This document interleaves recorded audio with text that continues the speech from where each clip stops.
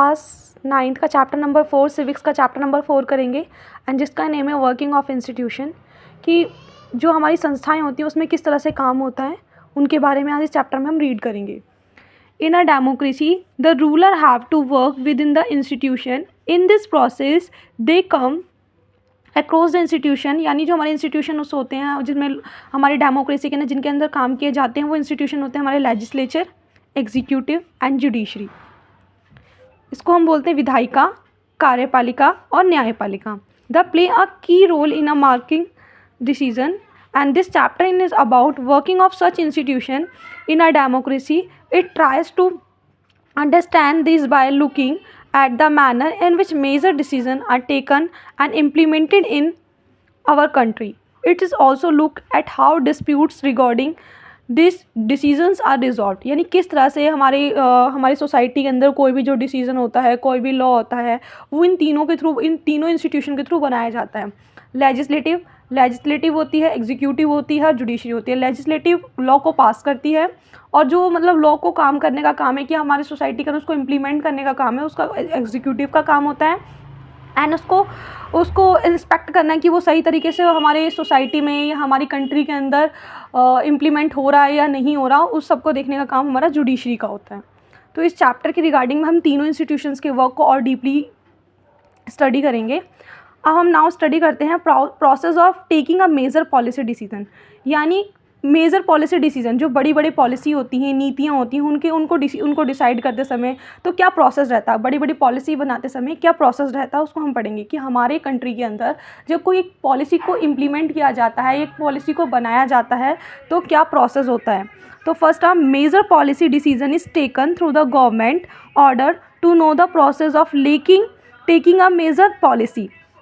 अब major policy decision is taken through the government, यानी कोई भी अगर मेजर पॉलिसी बनाई जाती है तो उसका डिसीजन कौन लेता है, गवर्नमेंट लेती है, यानी सरकार लेती है, और उसको बनाने का जो ऑर्डर है वो भी गवर्नमेंट देती है। To know the process of taking a major policy decision it is important to know about the government order and issuings. तो ये हमारे लिए बहुत ज़रूरी है, ये जानना बहुत ज़रूरी है सरकार को कि किस तरह के गवर्नमेंट जो ऑर्डर है वो पॉलिसी बनाने के लिए कर रही है, कि किस टाइप के जो इश्यूज़ हमारी सोसाइटी के अंदर देखे जा रहे हैं जिसके लिए गवर्नमेंट बोल रही है कि आप क्या बनाइए, पॉलिसी बनाइए या कुछ लॉ बनाइए। और गवर्नमेंट ऑर्डर, कि गवर्नमेंट ऑर्डर क्या होते हैं। First issuing of government order, कि किसी भी गवर्नमेंट ऑर्डर को कैसे इशू किया जाता है। और government order is a written direction on an issue signed by the government authority office, it's called the office memorandum. यानी इसमें ये बता रखा है कि जो गवर्नमेंट ऑर्डर होता है वो रिटर्न डायरेक्शन होती है, यानी उसमें गवर्नमेंट एक रिटर्न डायरेक्शन देती है, किसी भी इशू पर साइन कर देती है गवर्नमेंट अथॉरिटी के थ्रू। मान लो हमारी सोसाइटी में, हमारी कंट्री में कोई भी इशू है या कोई प्रॉब्लम है तो गवर्नमेंट उससे रिलेटेड कोई ऑर्डर क्या करती है, साइन करती है। तो ये गवर्नमेंट अथॉरिटी के थ्रू ये साइन किया जाता है, जिसको क्या बोला जाता है, ऑफिस मेमोरेंडम। क्या बोला जाता है बेटा, ऑफिस मेमोरेंडम। फॉर एग्जाम्पल देखिए, one such an order was issue bye the government of India on 13 अगस्त 1990, कि एक गवर्नमेंट ऑर्डर इशू किया गया था इंडिया में 13 अगस्त 1990 को regarding a major policy decision. It's allowed 27% reservation of socially and educationally backward classes in a civil post and services under the government of India. हमारी गवर्नमेंट ऑफ इंडिया के अंदर भी जितनी भी सिविल पोस्ट और जो सर्विसेज हैं उनमें जो सोशली और एजुकेशनली बैकवर्ड क्लासेस थी उनके लिए 27% सीट्स रिजर्व की गई थी। तो ये गवर्नमेंट का ऑर्डर था, जो कुछ समाज में इश्यूज़ को देखते हुए गवर्नमेंट ने इसको अलाउ किया था। गवर्नमेंट ने बोला कि 27% सीट्स बैकवर्ड और एजुकेशनली जो बैकवर्ड क्लासेस हैं उनके लिए रिजर्व करी जाएंगी गवर्नमेंट सर्विसेज के अंदर। Second is a controversy over the order. The issuing of orders sometime led to the countrywide protest. Some of the protests are violent. The issuing of order sometime led to the countrywide protest. तो the issuing of order यानी जो government कभी कभी क्या करती है, कुछ orders को क्या करती है, इशू करती है, किसके लिए, कंट्री वाइड प्रोटेस्ट के लिए। Some of the protest are violent, कुछ प्रोटेस्ट क्या होती है बेटा, वायलेंट होती हैं। As a result the issue become the most debated in the media with the different views and opinion. इसमें आपको बता रखा है कि कुछ जो गवर्नमेंट क्या करती है, कभी कभी अपने जो ऑर्डर को इशू करती है वो क्या होता है, प्रोटेस्ट के लिए बनाए जाते हैं, कि हमारी कंट्री के प्रोटेक्शन के लिए बनाए जाते हैं। Become the most debated in the media, और फिर वो क्या हो जाता है, जो कॉन्सेप्ट होता है, जो वो ऑर्डर होता है वो मीडिया के अंदर मोस्ट डिबेटेड हो जाता है, यानी इसमें बहुत सारे विचार विमर्श किए जाते हैं। With the different views opinion, लोग उस पर अपने अपने अलग अलग विचार देते हैं, अपने अपने व्यूज़ अपनी ओपिनियंस देते हैं। Second is, third is appeal to stop implementation of order, कि किस तरह से हम क्या कर सकते हैं, अपील कर सकते हैं उस ऑर्डर को रोकने की। तो एक प्रोसेस है बेटा गवर्नमेंट ऑर्डर के। तो फर्स्ट में क्या करती है गवर्नमेंट, इशू से रिलेटेड अपने ऑर्डर को इम्प्लीमेंट करती है। उसके बाद उस जो ऑर्डर बनकर आता है तो उस पर क्या होती है, कंट्रोवर्सी होती है, उससे डिबेट होती है, लोग अपने व्यूज़ ओपिनियंस देते हैं। थर्ड इज़, अगर मान लो लोगों को वो लॉ सही नहीं लगेगा तो लोग उसको क्या करते हैं, रोकने की कोशिश करते हैं कि ये इसको इम्प्लीमेंट ना किया जाए। Appeal to stop implementation of orders. Some persons and association file a number of cases in the courts against the order. अगर वो ऑर्डर जो गवर्नमेंट ने इशू किया था, अगर वो सोसाइटी के लिए, कंट्री के लिए इज़ नॉट बेनिफिटेड, तो जितने भी सारे लोग होते हैं वो कोर्ट में क्या कर देते हैं, उसके अगेंस्ट में फाइल इशू करने लग जाते हैं, अपील करने लग जाते हैं कि इस कोर्ट के ऑर्डर, इस गवर्नमेंट के ऑर्डर को क्या किया जाए, स्टॉप किया जाए। And they appeal to declare the order invalid and stop its implementation. और किस लिए अपील करते हैं, कि इस ऑर्डर को क्या करा जाए, इनवैलिड करके स्टॉप किया जाए। फोर्थ प्रोसेस क्या है, courts interventions and modification in order. फिर कोर्ट को क्या लगता है कि इसमें या तो कुछ चेंजेस करने की नीड है, ये लॉ सोसाइटी के, कंट्री के लिए अच्छा नहीं है, तो या तो कोर्ट क्या करेगा, उसको रोक देगा, स्टॉप कर देगा लोगों की फाइल्स के अकॉर्डिंग, अपील के अकॉर्डिंग। नहीं तो उसमें अगर चेंजेस करने की नीड होगी तो उसमें चेंजेस करेगा। The supreme court and high court in India adjudicate and disputes arising from government decisions. तो इसमें बता रखा जो सुप्रीम कोर्ट और हाई कोर्ट होता है इंडिया के अंदर, वो क्या करता है, adjudicate disputes arising from government decision. Government decision से जो मतलब उसके भी गवर्नमेंट डिसीजन, जो गवर्नमेंट जो ऑर्डर देती है, उससे जो हमारी कंट्री के अंदर डिस्प्यूट्स अराइज हो रहे हैं उनको रोकने की कोशिश करता है। The supreme court forms a bench comprising some of the most senior judges। जो सुप्रीम कोर्ट होता है वो जो मोस्ट सीनियर जजेस होते हैं, which hear the argument from both side. वो क्या करते हैं, सुप्रीम कोर्ट के जो बहुत बड़े बड़े जजेस होते हैं वो इस डिस्प्यूट्स को, इस आर्ग्यूमेंट को सुनते हैं दोनों साइड से, and give to the decision through the majority vote. और जिस पार्टी की, यानी जो बहुत मतलब जो दोनों की सुनी जाती है, दोनों पार्टी की सुनी जाती है, उनमें से जिसकी मेजॉरिटी वोट ज़्यादा होते हैं, एडिशनली द सुप्रीम कोर्ट में request the government to amend its original order and if there is any violation of constitutional provision. और फिर उसके बाद मान लो कि अगर पब्लिक की अपील राइट होती है, पब्लिक के अकॉर्डिंग में वो लॉ ऑर्डर सही नहीं होते, तो जो सुप्रीम कोर्ट होता है वो गवर्नमेंट को बोलता है या तो इसमें कुछ चेंजेस किए जाएँ या इसको इम्प्लीमेंट ना किया जाए। इट्स क्लियर, ये प्रोसेस होता है। फर्स्ट, अगर गवर्नमेंट ऑर्डर देने की सोचती है किसी इशू पर तो उस पर कंट्रोवर्सी होती है, अगर वो सही नहीं होता तो उसको स्टॉप करने की अपील की जाती है, एंड देन वो केस कहाँ चला जाता है, उस जो अपील की जाती है स्टॉप करने के लिए, वो केस आपका सुप्रीम कोर्ट या हाई कोर्ट में चला जाता है। फिर सुप्रीम कोर्ट के जो हाईली एजुकेटेड जजेस होते हैं, जो बड़े बड़े जजेस होते हैं, वो दोनों पार्टीज़ के डिसीजन को सुनते हैं और जिसके वोट्स ऑफ ज़्यादा होते हैं उनके फेवर में क्या किया जाता है, डिसीजन लिया जाता है और गवर्नमेंट से बोला जाता है कि आप इनके अंदर कुछ चेंजेस करिए या इसको इम्प्लीमेंट करने से रोकिए। द डिसीजन मेकर्स कौन कौन होते हैं, कि हमारे देश में अगर किसी भी पॉलिसी से रिलेटेड डिसीजन लिया जाता है तो डिसीजंस में कौन कौन से मेंबर्स हैं या कौन कौन सी इंस्टीट्यूशंस हैं जो इन्वॉल्व होते हैं। The major decision maker involve in a government order are president, prime minister, parliament. तो ये 3 पर्सन हैं जो गवर्नमेंट ऑर्डर को डिसीजन लेने के लिए, मेजर डिसीजन लेने के लिए इन्वॉल्व होते हैं गवर्नमेंट ऑर्डर में। First is president, he is the head of the state and the highest formal authority in India या कंट्री। जो प्रेसिडेंट होता है, आपको पता, वो हमारे स्टेट्स का या हमारी कंट्री का हेड होता है। Prime minister is the head of the government and actually exercise all government powers. ये भी क्या होता है, हमारी सरकार का, हमारी गवर्नमेंट का हेड होता है और जितने भी काम होते हैं गवर्नमेंट के, जितनी भी पावर्स होती हैं वो इसी के हाथ में होती हैं। He take most of the decision in cabinet meeting, और सारी जो वो डिसीजंस लेता है किसी भी पॉलिसी से रिलेटेड वो कैबिनेट मीटिंग के अंदर लेता है। Third is parliament in consist of president and 2 houses, यानी इसके अंदर 2 हाउसेज होते हैं। ये किसके द्वारा कंसिस्ट की जाती है, प्रेसिडेंट के थ्रू, यानी जो पार्लियामेंट होते हैं वो अंडर में आते हैं प्रेसिडेंट के, और इसके 2 हाउसेज होते हैं, वन इज़ लोकसभा और राज्यसभा। इसको अपर हाउस और लोअर हाउस भी बोलते हैं। इनको हम डिफरेंटली और डीपली रीड करेंगे अभी आगे चैप्टर्स में, डेप्थ में रीड करेंगे।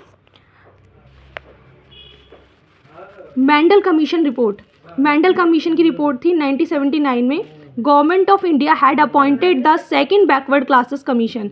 1979 में इंडिया की जो गवर्नमेंट थी उसने अपॉइंट किया था किसको, सेकंड बैकवर्ड क्लासेस कमीशन को अपॉइंट किया था। It was popularly known as Mandal commission, जिसको किस नाम से जाना जाने लगा, मेंडल कमीशन के नाम से जाना जाने लगा, हेडेड बाय द बीपी मंडल, क्योंकि जो उसके हेड थे वो कौन थे, बीपी मंडल। यानी 1979 में इंडिया की गवर्नमेंट ने सेकंड बैकवर्ड क्लासेस कमीशन को अपॉइंट किया था और इसके जो हेड थे वो बीपी मंडल थे, इसलिए इस कमीशन का नाम बीपी मंडल या मेंडल कमीशन रख दिया गया।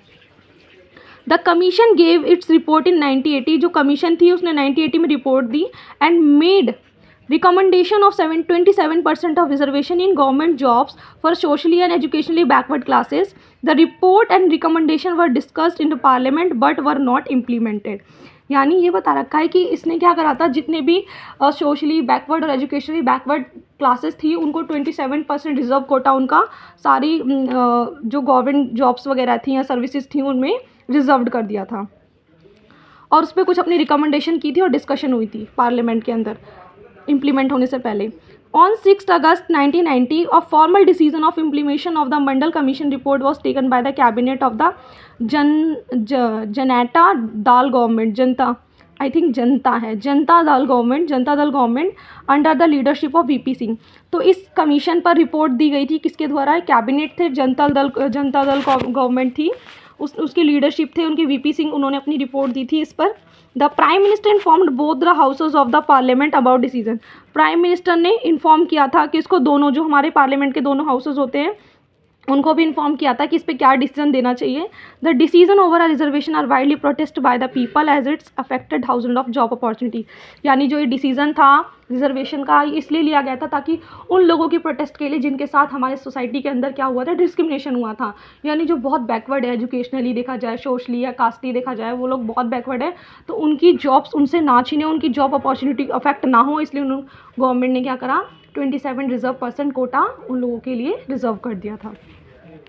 Need for a political institution, कि हमें पॉलिटिकल जितने भी इंस्टीट्यूशंस होते हैं बेटा उसकी नीड क्यों पड़ती है हमें।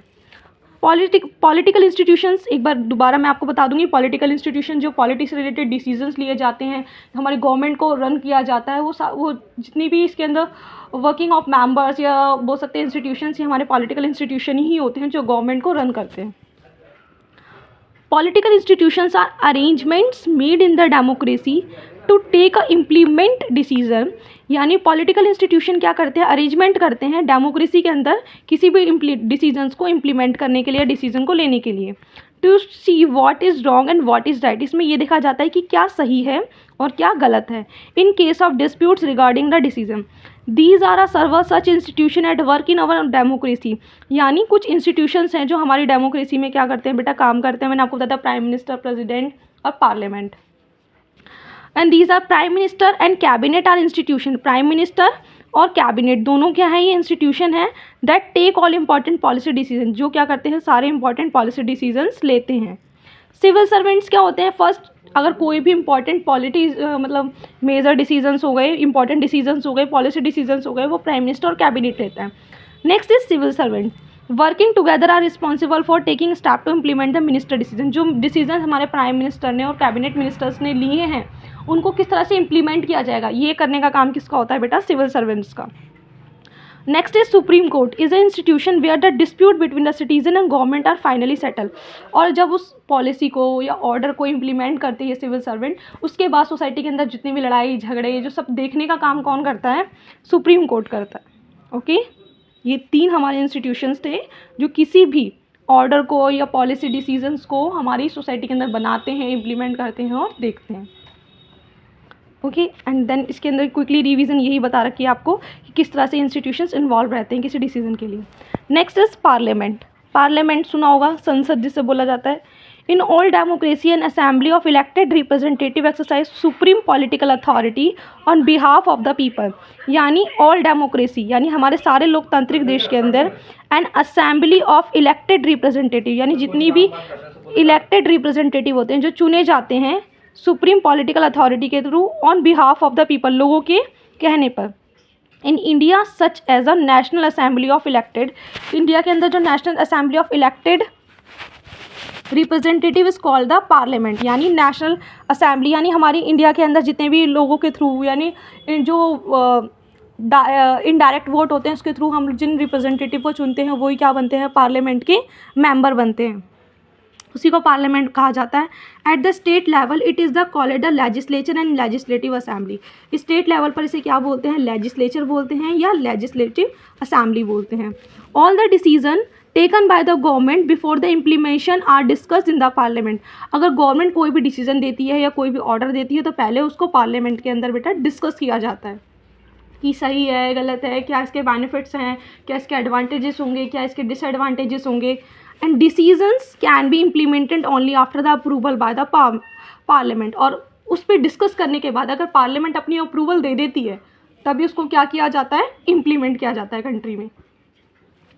नीड ऑफ पार्लियामेंट, कि हमारे देश को, हमारी कंट्री को, हमारी सोसाइटी को पार्लियामेंट की नीड क्यों पड़ती है। Parliament is the final authority for making a new laws and changing the existing laws in our country, in any country. यानी पार्लियामेंट का काम क्या होता है, एक फाइनल अथॉरिटी होती है। अगर मान लो हमारे देश में कोई भी लॉ बना है, कोई पॉलिसी बनी है, उसमें या तो चेंजेस लाने हैं जो सोसाइटी के लिए अगर अच्छी नहीं तो उसमें चेंजेस करने पड़ेंगे, या उस पर डिस्कशन करता है, तो डिस्कशन करने का काम किसका होता है, पार्लियामेंट का होता है। Parliaments all over the world exercise some control over those who run the government. In some countries like India, that control is direct and full, and those who run government can take decision only as long as they enjoy support of parliament. यानी India के अंदर कोई भी जो law decisions होते हैं उनको parliament के अप्रूवल पे ही उनको इम्प्लीमेंट किया जाता है। तो यानी इंडिया की जो गवर्नमेंट होती है मोस्टली मतलब बोल सकते हैं विदाउट सपोर्ट उसको हम रन नहीं कर सकते। पार्लियामेंट के विदाउट सपोर्ट हम उसको रन नहीं कर सकते। इंडिया की जो गवर्नमेंट है वो पार्लियामेंट की सपोर्ट से ही रन की जाती है। Parliament control all the money of the government in most of countries के ना जितने भी मनी से रिलेटेड इश्यूज़ होते हैं या डिसीजंस होते हैं उनको पार्लियामेंट कंट्रोल करता है। The public money can be spent only when the parliament session, की कितनी पब्लिक मनी को खर्च किया जाएगा, ये सारे डिसीजंस किसके होते हैं, पार्लियामेंट के होते हैं। Parliament is the highest forum of the discussion and debate and public issues on national policy in any country. यानी पार्लियामेंट क्या है बेटा, एक हाईएस्ट फोरम है। फोरम का मतलब हाईएस्ट हेड एक टाइप का, जो क्या करता है, डिस्कस करता है, डिबेट करता है पब्लिक इश्यूज़ पर, किसी भी नेशनल पॉलिसी को बनाने के लिए किसी देश की। And parliament can seek information about any matter, और क्या करता है, उस पर थोड़ा सा ध्यान देता है। कोई भी इन्फॉर्मेशन अबाउट किसी भी मैटर से रिलेटेड कोई भी इन्फॉर्मेशन है इंपॉर्टेंट, उस पर डिस्कशन करेगा, उसका डिसीजन लेने के लिए उसको हेल्प करेगा। अब हम पढ़ेंगे हाउ पार्लियामेंट बेटा 2 टाइप्स की होती है। फर्स्ट होती है हमारी, मैंने आपको बताया था लोकसभा, सेकंड होती है राज्यसभा, जिसको अपर हाउस और लोअर हाउस बोला जाता है। The parliament play a central role in a modern democracy. जो पार्लियामेंट है वो हमारी डेमोक्रेसी में सेंट्रल रोल प्ले करती है। Large country have divided the role and power of the parliament in 2 parts. यानी जो बड़े बड़े देश होते हैं, बड़े बड़े कंट्रीज़ होती हैं, तो उनके अंदर जो पार्लियामेंट होती है उनको 2 पार्ट्स में डिवाइड करते हैं। They are called at chamber houses. उन दोनों पार्ट्स को क्या बोला जाता है, उन हाउसेस के चैम्बर्स बोलते हैं, या उनको हाउसेस बोला जाता है उन पार्ट्स को। तो फर्स्ट चैम्बर होता है लोकसभा, सेकेंड इज राज्यसभा। ये थोड़ा सा इंपॉर्टेंट है आपके इन फ्यूचर के लिए भी। अगर आप गवर्नमेंट की जॉब की प्रिपरेशन वगैरह करोगे तो आपको बेसिक जनरल नॉलेज होनी चाहिए लोकसभा और राज्यसभा के बारे में। तो Lok Sabha house of the people और lower chamber it is usually directly elected by the people and exercise. Lok Sabha को बोला जाता है बेटा lower chamber. It is directly elected by the people and exercise the real power on behalf of the people. यानी इसमें वो लोग होते हैं जो लोगों के द्वारा चुने जाते हैं, जो हम लोग चुनकर भेजते हैं ना अपना रिप्रेजेंटेटिव, उनसे मिलकर ये क्या बनती है, लोकसभा बनती है। The Lok Sabha or the lower house is composed of elected representative of people. The prime minister must have the support of a majority of Lok Sabha member. और यानी इसके अंदर जितने भी हमारे इलेक्टेड रिप्रेजेंटेटिव होते हैं वो फॉर्म करते हैं लोकसभा, और इनको सपोर्ट कौन करता है, इनकी मेजॉरिटी को सपोर्ट कौन करता है, लोकसभा की प्राइम मिनिस्टर करता है। लोकसभा के मेंबर्स की मेजॉरिटी को प्राइम मिनिस्टर के थ्रू सपोर्ट किया जाता है। एंड राज्यसभा क्या होती है, काउंसिल ऑफ स्टेट बोलते हैं, जिसको अपर चैम्बर बोलते हैं। It is a indirectly elected perform special function. इसमें क्या होता है, जो इलेक्शन होते हैं वो इनडायरेक्टली होते हैं, जो इसके जो इलेक्टेड रिप्रेजेंटेटिव होते हैं उनको इनडायरेक्ट के थ्रू चुना जाता है। इनके कुछ स्पेशल फंक्शंस होते हैं, such as interest of various state से होते हैं, रीजनल और फेडरल यूनिट से होते हैं ये। द राज्यसभा और upper house represent interest of the state and the union territories. इसके अंदर क्या होते हैं, हमारे जो मेंबर्स होते हैं वो स्टेट्स के होंगे, ये यूनियन टेरिटरीज के होंगे। And the president of India is a part of parliament. जो प्रेसिडेंट ऑफ इंडिया होता है वो इंडिया पार्लियामेंट का क्या होता है बेटा, पार्ट होता है। ऑल्दो ही और she is not a member of either house. या तो वो किसी भी हाउस का या तो मेंबर नहीं हो सकता। ड्यू टू दिस रीज़न, इस रीजन्स की वजह से all laws made in the houses come into the force only after they receive the centre. यानी वो किसी भी एक फाइनली हाउस का हम क्या नहीं बोल सकते कि वो मेंबर है, ठीक है। He she is not a member of either house, या तो किसी हाउस का मेंबर नहीं होता। जब पार्लियामेंट किसी डिसीजंस पर अपने डिस्कशन कर लेती है, उसके बाद उस बिल को या उस लॉ को प्रेसिडेंट के पास सेंड किया जाता है। अगर उस पर प्रेसिडेंट अपनी अप्रूवल दे देता है तभी उस लॉ को पास किया जाएगा, नहीं तो वो लॉ पास नहीं होगा हमारी कंट्री के अंदर। पहले कोई भी लॉ आपने देखा होगा कि लॉ कैसे बनता है, डिसीजन मेकिंग के अंदर एक बिल कैसे लॉ बनता है, तो आपने सुना होगा पहले उसका स्ट्रक्चर तैयार होता है, उसके बाद स्ट्रक्चर तैयार होने के बाद लोगों से उसके ओपिनियंस व्यूज़ लिए जाते हैं, फिर उसको पार्लियामेंट में डिस्कशन के लिए भेजा जाता है, पार्लियामेंट के डिस्कशन के बाद उसको प्रेसिडेंट की अप्रूवल के लिए भेजा जाता है। अगर प्रेसिडेंट उस पर अपनी अप्रूवल देने से मना कर देता है तो उसको वो लॉ नहीं कहलाएगा और ना ही उसको इम्प्लीमेंट किया जाएगा। ओके, नेक्स्ट टॉपिक है हमारा special powers of Lok Sabha and Rajya Sabha, कि हमारी लोकसभा की और राज्यसभा की क्या पावर होती है। ये हम आपको नेक्स्ट टॉपिक में, ये नेक्स्ट क्लास में समझाएंगे।